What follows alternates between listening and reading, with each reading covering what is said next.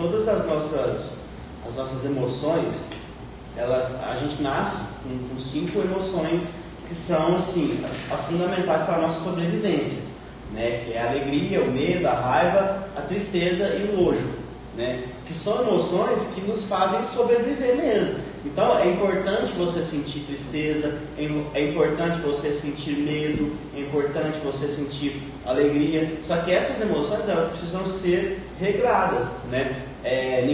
Não dá para você ser feliz o tempo inteiro, não dá para você, até para você conseguir valorizar o sentimento, para você entender o que é felicidade, né? E se você só sentisse felicidade, você não teria os outros sentimentos e a felicidade não existiria. E também você entraria naquele senso comum, né? Tipo assim, sabe quando você gosta muito de comer uma coisa e aí você passa a comer ela com uma frequência muito maior, ela deixa de ser a sua comida favorita. Exclusividade, assim, exclusividade e poder sentir ela não tantas vezes, saber que a felicidade é boa, mas não toda vez que a gente vai estar feliz, acho que é saber emprestar mesmo. E tá tudo bem, você não tá feliz o tempo todo, não tá se sentir bem o tempo todo, é normal isso. Tem uma pergunta que colocaram aqui, que fala assim, como ser feliz apesar das circunstâncias da vida? E eu acho que relaciona muito com isso que a gente está falando, né? Porque às vezes você não tem a necessidade de ser feliz o tempo inteiro, mas ainda assim, diante de algumas situações ruins, a minha psicóloga fala muito isso, que de tudo que você vivenciou, você consegue citar pelo menos 3 coisas boas que aconteceram. Sim. Então, dá uma dica assim pra gente, às vezes, ou aprender a reconhecer as nossas emoções, ou diante de uma situação difícil, como que eu enxergo um ponto positivo, sabe? Porque às vezes eu não vou conseguir estar feliz de fato. E talvez, igual a gente conversou, não seja nem o ideal que eu fique feliz, né? Mas como que às vezes eu reconheço alguma coisa boa assim no meio do caos? Uma vez eu conversei isso com um paciente meu, e a gente usou um termo, a gente criou lá um termo que a gente precisa ser aproveitista, que é saber realmente identificar o que aquela situação pode nos ensinar. Porque às vezes você está numa situação ruim, vamos pôr, sei lá, fala uma situação ruim. Terminei namoro. Você terminou o namoro, né? Que é uma situação ruim, que é uma situação de luto, que é uma situação que você perdeu uma pessoa na sua vida, né? E aí talvez você pode olhar para aquilo ali e não conseguir enxergar algo que seja bom, né? Só que você já está nessa situação, né? E nada pode mudar o fato de você já estar nessa situação. Então você precisa entender o que nessa situação você pode fazer para se sentir melhor. Ou o que essa situação pode te ensinar. Ou por que você chegou nessa situação para que você não precise passar por isso novamente.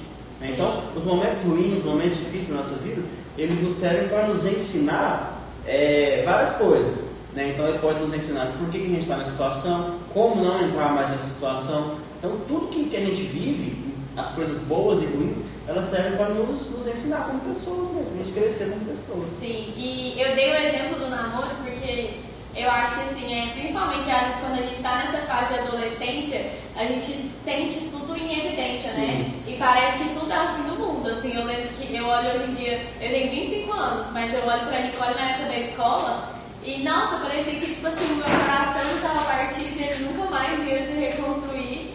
E hoje em dia a gente vê várias coisas, assim, a gente até conversou um pouco sobre isso no episódio anterior, em relação a valores, né? Que, tipo assim, todas as situações que a gente vive, elas estão relacionadas com os valores que são importantes pra gente. Então, às vezes, essa questão do relacionamento, por exemplo, ela ajuda a gente a identificar quais são os valores que a gente julga importante para uma próxima relação, por exemplo. E tem outra pergunta aqui que eu queria fazer, que é... Eu queria só uma pergunta, já que você entrou nesse tema aí de... Você falou mesmo das emoções, né? Eu queria, sabe, você falou dos adolescentes, que é uma mistura, e realmente assim, pra gente, adolescente, pelo menos, pelo que às vezes eu sinto, a gente sente muito uma mistura de emoções, parece que as emoções estão puramente, sabe? E como você acha que a gente pode, tipo assim, controlar? Eu posso falar, não, hoje eu tô triste, ou hoje eu tô feliz, porque muitas das vezes as pessoas, os adolescentes também são julgados como bipolar, né? Porque não sabem o que sente. Então como eu posso, assim, saber sentir o que eu estou sentindo, o que eu estou passando e saber a minha emoção, controlar elas? Como que eu controlo as minhas emoções assim? Boa pergunta.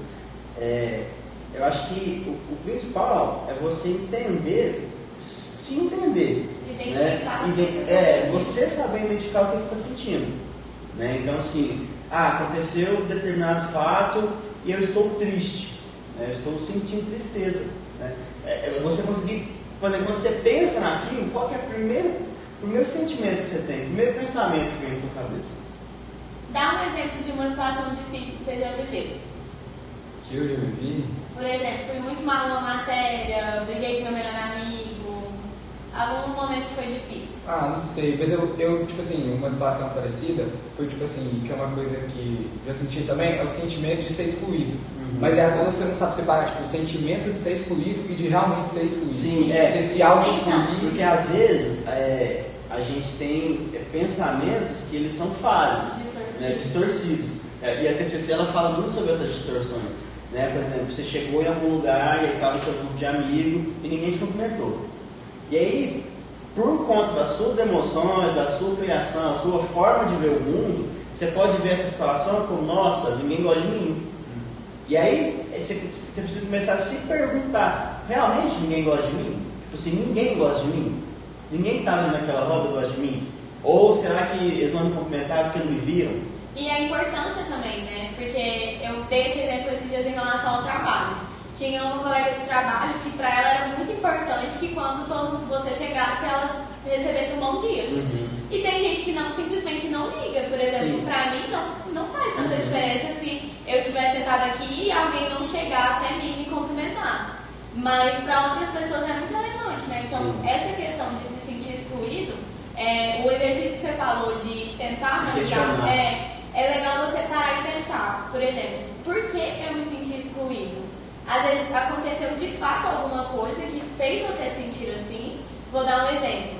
Se você tivesse chegado, dado um oi para as pessoas e ninguém te respondeu, era uma coisa. Agora, se você simplesmente chegou num lugar, às vezes está todo mundo conversando e tal, é um cenário totalmente diferente, né?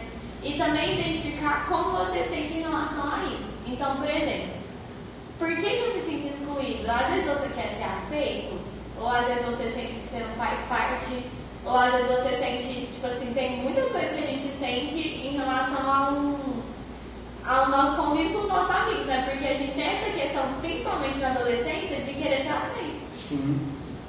Sim. E é isso mesmo, a gente precisa identificar essas distorções, né? Esses pensamentos que são falhos, que eles não são reais. Só que para nós eles fazem muito sentido. Né? Então, a nossa cabeça, né? Acho que é a forma de cada um ver, igual você falou, de cada um ver o mundo. Porque às vezes o que me ofende, às vezes pro outro é normal. É isso mesmo, realmente.